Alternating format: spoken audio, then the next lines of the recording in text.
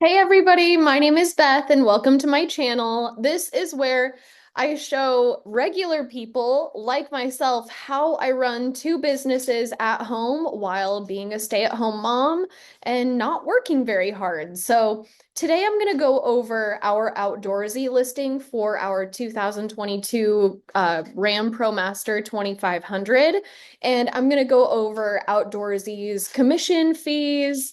Is it worth it to even post your van on Outdoorsy because of the commission fees? I'm going to show you our listing specifically, what our van looks like, and the payouts that we've received within the last few months. So, yeah, I'm going to share my screen and pop over to the listing. Okay. Right here, this is our Outdoorsy listing. Right now, we have 10 reviews at a 4.9% rating, which is pretty stinking good. I ask for reviews now after every rental because otherwise, most of the time, people don't do it. And the more ratings that you have, obviously, the more people are going to trust what you have to offer and are more likely to rent your van. So yeah, here is me sitting by the lake. When we got these pictures taken, we just hired a local cute photographer who does fun work. So yeah, I this is what we've got as the profile photo. Now, when you go to do photos, I would definitely park it with some beautiful scenery behind because you just want to put people into this space and the feeling of what it will be to rent your vehicle out. So yeah, here's the cool camper van bed. Um, it's just beautiful in here. Incandescent lights, full-size bed in the back, fridge, the sink. It runs off solar. There's a portable toilet here in the back and a um, beautiful tiled shower back here. And we put these cute little shampoo, conditioner, and body wash holders back there. I want the tile in my house. Here's the little kitchen, full sink. There's a hot water heater. It's just totally decked out, really. We have a metal French press just because we didn't want a glass one to break. Yeah, I mean, this thing was totally done up. We bought this in 2022 in May for the sole purpose of renting it out as a business. It's a two-seater van, and we love it. So yeah, here's just the pictures. It has a stovetop, which is so nice. The little fridge, really, it's high end, honestly, and it gets professionally cleaned every time that it's rented. So that's a bonus. It keeps everything looking really, really nice. And if let's go on to, let's see, where are my bookings? I wanted to show you just our calendar as well. Like right now, we moved it over to Arizona for the winter. So just right in February, like look at how many rentals we have. Week-long rentals. Right here, it's open at the beginning of March, but still, this means it's rented on another platform with the gray. Here's another booking. The bookings come through all of the time. We charge $185 per night, and the Outdoorsy commission is 25%. And if you have heard that before or are just hearing that now, 25% is a lot. I have to be honest, especially since we have an Airbnb and they charge 3%, like 25% is a lot. But the question is it worth it to go ahead and pay that 25% commission rate per booking? Like, is it going to be worth it for you? Does this payment structure work for you? Let me show you what our payout looks like. Um, I'm not going to show everybody's names.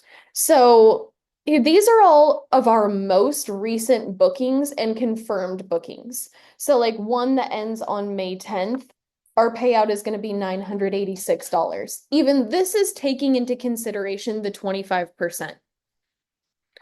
So ends up the next one is $945. That's also in May. May 20th, we've got a back-to-back booking, which means it gets returned and that very same day it gets picked up by another guest. They happen to be renting the very same amount of days. So our payout back to back, $945 for 1 week. The next booking, $945 payout. $806 payout. That's on May 19th. Um, we, how does that make sense? Anyways, let me show you in our latest very specific booking so you can see. Now, these guests rented it from February 21st through March 1st, and that's 8 nights, which is a total of $1,332.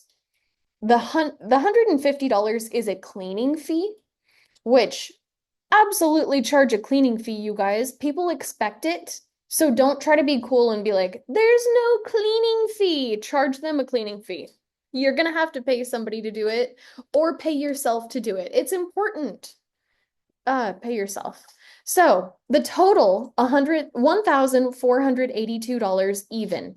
With the service fee, they took $370.50 of the profit. Yeah, that's a lot. But we still received $1,111.50 by renting our camper van for 8 nights. We're really busy in Arizona, and also when we move it back to Idaho during our busy summer season, we are also really, really busy. So if we can do that in 4 times, let's say, or 3 times in a month, that is going to be what, $3,400 take home. So you just have to ask yourself, are you willing to pay the 25%? And if your immediate answer is no, then okay, well that's totally fine. It's up to you. But in my opinion, so many people, like when I'm driving down a busy road in our hometown, there are big RV lots. I see, and people are paying for their RV storage all throughout winter, year after year. It's like forgotten dreams, like you buy this beautiful camper van or RV with high hopes of experiencing so much um, fun and exploration and freedom.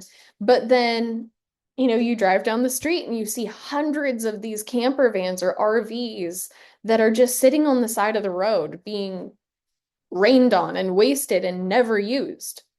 So, in my opinion, you can take those RVs and camper vans and make a small business out of it, one that can run year round. For instance, again, like we're in Idaho, we have heavy winters normally, not this year, but normally we get a ton of snow. People aren't going to take RV trips. So what have we decided to do? We decided to get really creative, drive it down to Phoenix and rent it during their busy season because it's not hot there right now and people are touring the beautiful countryside. Get creative when you're thinking about this. I want you to stop putting up roadblocks for yourself. Just be like, you know, even if you have an RV already, I don't care if it's a travel trailer, a fifth wheel, a camper van, a Class B custom, whatever it is, you can make money from it. Even if people like Outdoorsy are going to take 25%, like it's a pretty badass situation. So, yeah, pretty consistently, we are making 3,000 or above on our camper van. So, couple questions that you have to ask yourself. Okay, let's say you don't have a camper van right now, but you really, really want one. And your whole goal is just to be like, have it pay for itself, but use it whenever you want. This is a completely doable situation for you. We have been doing this personally for a year and 9 months. Month after month after month, we continue to get above and beyond, well, basically double at a minimum of what our monthly payment is. And you may ask, oh, how much was your camper van? It was $105,000. Like it was just the same amount as some houses in the United States. So you could even take this into consideration like, oh, well, what if I just buy like a $50,000 one or a $60,000 unit? Absolutely. You'd be banking more in your own bank account than we are because your payments would be lower. Um, so yeah, this is how the Outdoorsy program works. 25% commission. You can list just about anything on here. And I will make another video in regards to insurance and how that works and how your investment is going to be protected and how you can feel comfortable just allowing strangers to take your unit. Yeah, so I'll make another video on that. If you have any questions whatsoever about well, whatever you want to ask me, I'll be happy to answer them for you. Also, I'll take another deep dive specifically about how much we've made just on Outdoorsy over the last what, year and 9 months, and how much you can bring home too, even in a small state like Idaho. So yeah, well, please consider subscribing. I will continue to be posting videos about Outdoorsy, RV Share, booking.com, Airbnb, because we have an Airbnb as well. And yeah, please subscribe. I will see you on the next video. Yeah, baby.